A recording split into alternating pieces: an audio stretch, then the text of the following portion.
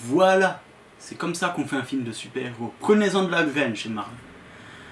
Salut à tous, aujourd'hui on va parler de Wonder Woman, réalisé par Patty Jenkins et donc le quatrième film de l'univers DC produit par la Warner. C'est l'origin story de Wonder Woman et donc un préquel des 3 films sortis précédemment.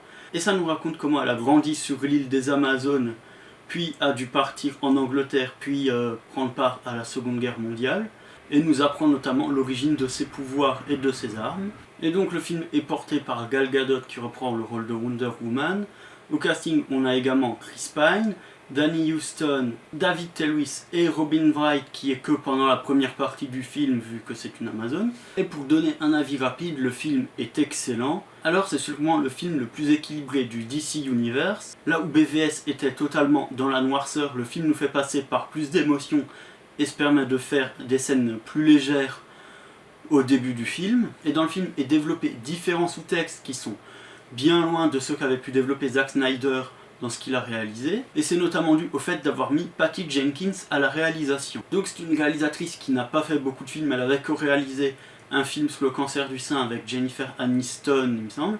Mais elle a surtout réalisé Monster, le film qui a permis à Charlize Theron d'avoir son Oscar et qui était une histoire vraie sur une prostituée qui s'est mise à tuer ses clients. Et donc on voit que Patty Jenkins est une réalisatrice féministe, mais dans le bon sens du terme. Et donc par conséquent, une partie du sous-texte parlera de l'égalité homme-femme. Et même si les exemples restent pris au XXe siècle, il y a toujours des choses qui sont d'actualité. Et donc pour ça, le film va servir du personnage de Wonder Woman comme d'un personnage un petit peu naïf parce qu'elle n'a jamais vu d'autres peuples que les Amazones et ne comprend pas pourquoi les femmes sont mises à l'écart. Mais le tout est fait avec finesse, le personnage ne tombe pas dans la niaiserie. Et surtout, comme son nom l'indique, ça reste du sous-texte et ça n'entache pas l'intrigue principale du film. Ensuite, une des autres thématiques du film reste l'héroïsme. Alors d'abord, on va voir le personnage de Chris Pine accomplir un acte héroïque. Mais ensuite, on va voir le personnage de Wonder Woman inspirer du courage et faire en sorte que les soldats se surpassent pour se sortir d'une situation. Et donc c'est une thématique qui reste absente de beaucoup de films de super-héros, même si Nolan l'avait fait mais en parlant des mauvais côtés. Ensuite le film met un gros tacle à Captain America First Avenger en faisant un vrai film de guerre qui montre les horreurs de la guerre et les conditions sur le champ de bataille d'une manière beaucoup plus profonde.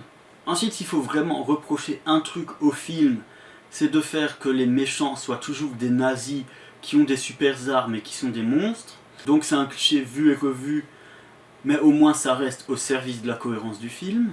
Sinon pour ce qui est de la partie technique, le film est visuellement très beau, très réussi. Par exemple, ils ont pris le directeur de la photographie qui bossait avec Josh Trank sur Chronicle et les 4 Fantastiques. Même si le film était mauvais, sur ce point-là, il était plutôt réussi. Pour ce qui est de la musique, c'est composé par Rupert Gregson Williams, donc le frère de Harry. À part reprendre 3-4 fois le thème de Hans Zimmer, les musiques originales sont variées et plutôt marquantes. Alors au niveau des plans, Patty Jenkins a gardé l'idée de Snyder de faire des travelling qui suivent Wonder Woman pendant qu'elle fait ses sauts. Sinon elle va utiliser beaucoup de ralentis pour montrer les aptitudes surdéveloppées de Wonder Woman et donc faire des scènes lisibles et classe. Je pense que la Warner a écouté les spectateurs qui se plaignaient des montages parce que on a le droit à une histoire complète, pas comme dans BVS où on sentait qu'il manquait beaucoup de passages qui a été corrigé par la version longue, et ni comme dans Suicide Squad où le montage était vraiment mauvais. On se demande toujours comment ils ont pu aboutir à un résultat pareil. Là le film fait environ 2h20, ce qui est largement suffisant pour une origin story, donc ça prend le temps de poser des ambiances quand il le faut, ça nous permet d'apprécier des musiques, et c'est très bien géré parce que on s'ennuie pas, quoi. Les scènes ont l'air d'être à leur place et les personnages sont bien développés. Du coup, c'est bien.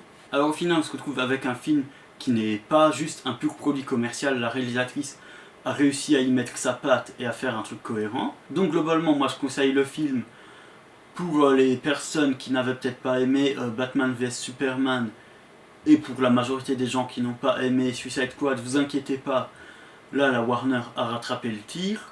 Et donc il pourrait totalement vous accrocher avec le DC Cinematic Universe. Bon, moi j'avais aimé BVS, mais ensuite Wonder Woman est un film, comme j'ai dit, beaucoup plus équilibré que BVS. Ensuite, les seules inquiétudes que j'ai, c'est pour Justice League. Bon, Zack Snyder est parti donc, pour des raisons familiales, et c'est Joss Whedon qui le remplace. Donc Joss Whedon qui nous a réalisé les merdes que sont Avengers 1 et 2. Et donc je sais pas si la Warner retourne encore sa veste une nouvelle fois et veut nous faire quelque chose à la Marvel, alors que la Wonder Woman prouve tout l'inverse. Ou si simplement Joss Whedon a pris le boulot parce qu'il voulait faire un truc totalement différent de ce que le forçait à faire Marvel. En tout cas, merci d'avoir regardé la vidéo, n'hésitez pas à donner votre propre avis en commentaire, abonnez-vous et surtout partagez la vidéo. Moi je vous dis à plus.